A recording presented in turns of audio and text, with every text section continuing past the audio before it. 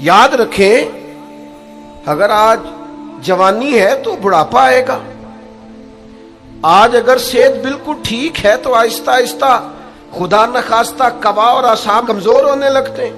ہمیں نا ذہنی طور پر تیار رہنا ہے۔ لوگ کہتے ہیں جناب پتہ نہیں میں بڑا پریشان ہوں، ایک مشکل ختم ہوتی ہے دوسری شروع ہو جاتی ہے۔ میں نے کہا یہ مشکل نہیں، یہی تو مزہ ہے زندگی کا۔ اللہ کہتا ہے میں نے تجھے مشقت میں پیدا کیا ہے، اور تو کہتا ہے کہ آسانی ہو جائے۔ اب یہ تو نہیں نہ ہوگا، جس نے جیسا پیدا کیا ہے بات تو اس قادر مطلق کی چلے گی، تیری نہیں چلے گی جب اس نے پیدا ہی مشقت میں کیا ہے۔ حضرت زید بن ارقم رضی اللہ تعالیٰ عنہ بیمار تھے۔ یہ ذرا بات سننا میرے کریم کی۔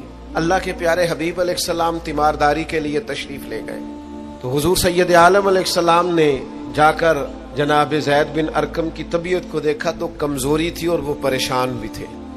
تو حضور علیہ الصلوۃ والسلام کو اللہ تعالیٰ نے غیب کے خزانوں کی کنجیاں عطا فرمائی ہیں۔ قریب مسکرا کے فرمانے لگے زید اس بیماری سے پریشان نہ ہو، اس سے تو آپ نے ٹھیک ہو جانا ہے۔ اس روایت پر خاص غور کرنا کیا کہہ رہا ہوں۔ فرمائے اس سے آپ نے پریشان نہیں ہونا، اس سے تو آپ نے ٹھیک ہو جانا ہے، مسئلہ ہی نہیں۔ ہاں اس کے بعد ایک وقت آئے گا آپ کی آنکھوں کی بینائی رخصت ہو جائے گی اور عمر بھی آپ کی لمبی ہوگی، یعنی ایک بڑھاپا، ایک نظر چلی جائے گی۔ اب آپ یہاں غور کریں سرکار تربیت کیا کر رہے ہیں۔ حضور فرما رہے ہیں یہ جو مشکل ہے یہ تو گزرنے والی ہے، اس کے بعد جو مشکل آنے والی ہے وہ اس سے بڑی ہے۔ فرمایا زید اس کے بعد آپ کی بینائی چلی جائے گی اور عمر بھی لمبی ہوگی، تو بتائیے اس وقت کیا کریں گے۔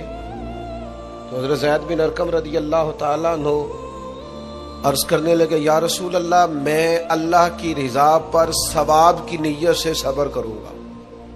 ٹھیک ہے اگر بینائی جائے گی اور بڑھاپا آئے گا تو قبول کریں گے، رب کی رضا کے لیے ثواب کی نیت سے صبر کریں گے۔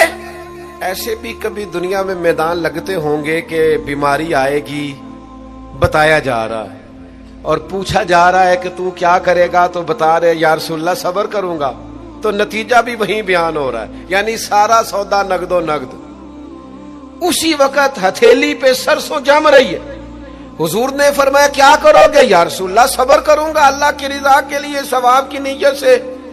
تو حضور فرمانے لگے اگر تو صبر کرے گا تو پھر نتیجہ سن، اللہ تجھ سے حساب نہیں لے گا، بغیر حساب ہی جنت عطا کر دے گا۔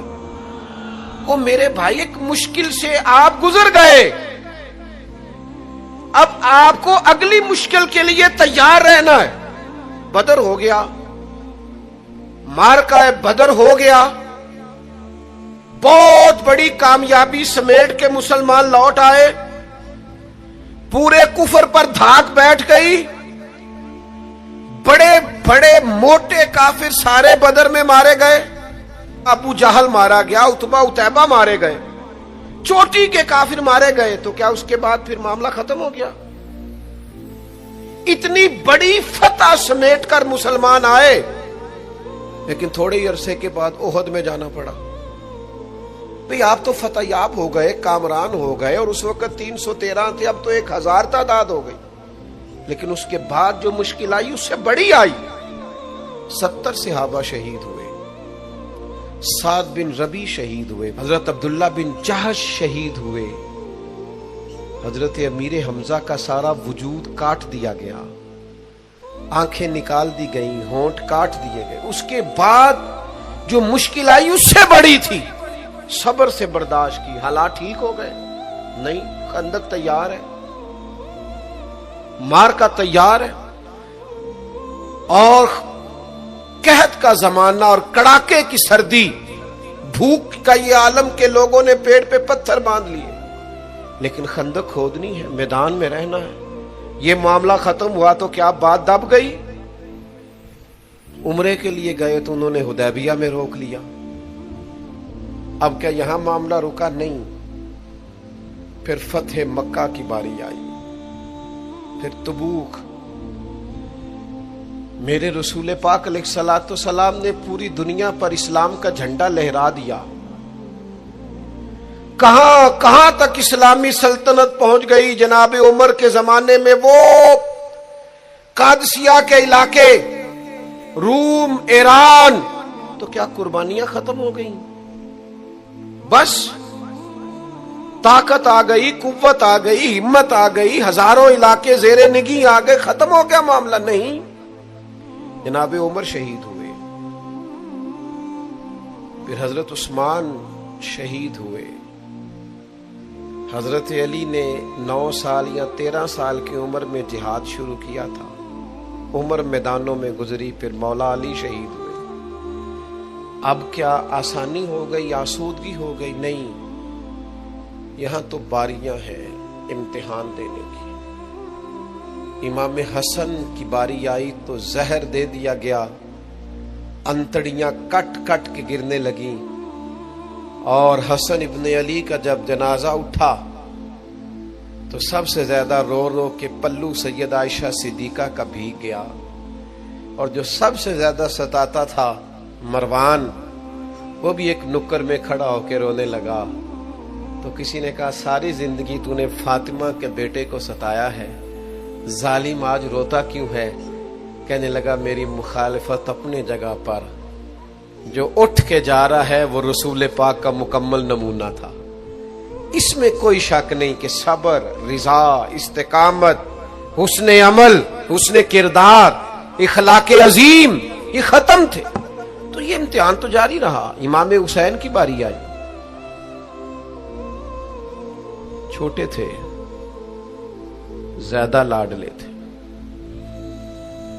زیادہ پیارے تھے۔ کچھ لوگ ایک کا لاڈ دیکھتے ہیں، کچھ کئیوں کے لاڈ دیکھتے ہیں۔ نانا کا بھی لاڈ دیکھا، اور والدہ کا بھی دیکھا، والد کا بھی دیکھا، بہنوں کا بھی دیکھا، بڑے بھائی کا بھی دیکھا۔ حسین سب سے لاڈلے تھے۔ حسن کی بھی کیا بات ہے، امام علی مقام کی کیا بات، پر امام حسین سب کے لاڈلے تھے۔ لیکن جب امتحان دینے کی باری کربلا میں آئی تو اکیلے کھڑے تھے، نہ پشت پر نانا، نہ ہاتھ میں شیر خدا کی انگلی، نہ پلٹ کے جا کے ماں کے پلو میں چھپنے کا موقع، نہ حسن موجود ہے کہ بڑے بھائی سے مشورہ لے لیا جائے، کوئی نہیں۔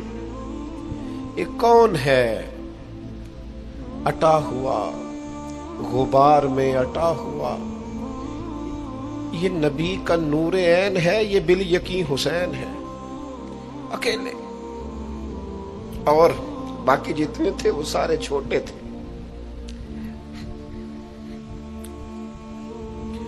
وہ بڑا مشکل کام ہو جاتا ہے جب آپ سب سے بڑے ہو جائیں اور صرف آپ کو تسلی دینی ہے، صرف آپ کو دوسروں کو سنبھالنا ہے، وہ بڑا مشکل مرحلہ ہوتا ہے۔ لیکن امام حسین نے اس مشکل مرحلے کو اس طرح گزارا کہ وہ بڑے تھے نا، بس اتنا کہوں گا کہ حسین وہاں پر شکر کرتے تھے جہاں پر صبر مشکل تھا، وہاں پر شکر کرتے تھے جہاں پر صبر مشکل تھا، جہاں صبر مشکل سے ہوتا ہے وہ وہاں گردن جھکا کے کہتے تھے آمنا وصدقنا، ٹھیک ہے، دکھ قبول محمد بخشا، بس راضی رہن پیارے۔ آپ اس بات کو یاد رکھیں اور اس کو اچھی طرح سمجھ لیں کہ آپ جب تک مزاج مشقت کا نہیں بناتے، ایک کے بعد دوسری، دوسری کے بعد تیسری، تیسری کے بعد چوتھی مشقتیں راہ دیکھ رہی، اور جو مشقتوں کے عادی نہیں وہ پھر پچھلی صفوں میں ہے، جو مشقتوں کے عادی نہیں وہ پھر کسی صورت بھی نہ نام بنا سکتے ہیں نہ کام کر سکتے۔ جس کو آرام کرنا ہے، جس کو سکون سے سونا ہے، وہ منزل نہیں پا سکتا۔ آپ کو آگے بڑھنا ہے، آپ کو جدوجہد کرنی ہے، آپ کو کوشش کرنی ہے، آپ کو باہمت رہنا ہے۔ حضرت عمر سے کسی نے کہا تھا کہ میں آپ سے ملنا تو چاہتا تھا پر دوپہر کا ٹائم تھا، میں آیا نہیں، کہیں آپ سو نہ رہے ہو۔ تو جناب عمر رو پڑے، فرمانے لگے سویا کرتا تھا کبھی، جب سے ابو بکر یہ چابیاں میرے ہاتھ میں دے گئے ہیں نا تو دن کی بات کرتا ہے، میں رات کو نہیں سو پاتا، اٹھ اٹھ کے حضور کی امت کی خبر گیری کرتا ہوں، رت جگہ میرا نصیب بن گئے ہیں، آنکھوں کی نیند رخصت ہو گئی ہے، لہجوں میں آرام نکل گیا ہے۔ اور بھائی جب آپ کو جدوجہد کرنی ہے، جب آپ کو آگے بڑھنا ہے، ذہن بناؤ یار، طبیعت بناؤ، آگے بڑھنا ہے، مشقت کرنی ہے، نیند تھوڑی کم لینی ہے، زبان کے ذائقے مزے کے کھانے تھوڑے کم کرنے۔ ہم نے اپنی مرضی سے وہ لیٹے ہیں، وہ آرام کر رہے ہیں، اس سے تھوڑا اٹھ کر سوچنا۔ امام علی مقام کا پیغام یہ ہے کہ تو بڑا تب بنے گا جب تیری زندگی محنت والی، کوشش والی، جدوجہد والی ہوگی۔ اور پھر اس کے بعد کیا کرنا ہے؟ ایک کوشش کرنی ہے، اس کے بعد اگلا کام یہ ہے کہ جہاں رب رکھے نا وہاں رہنا بھی ہے، اس کی رضا پہ۔ جب آپ مسلمان ہوتے ہیں نا، کلمہ پڑھتے ہیں، تو ہم اعلان کرتے ہیں آج کے بعد فیصلے میرے نہیں چلیں گے، فیصلے اللہ کے چلیں گے۔ لیکن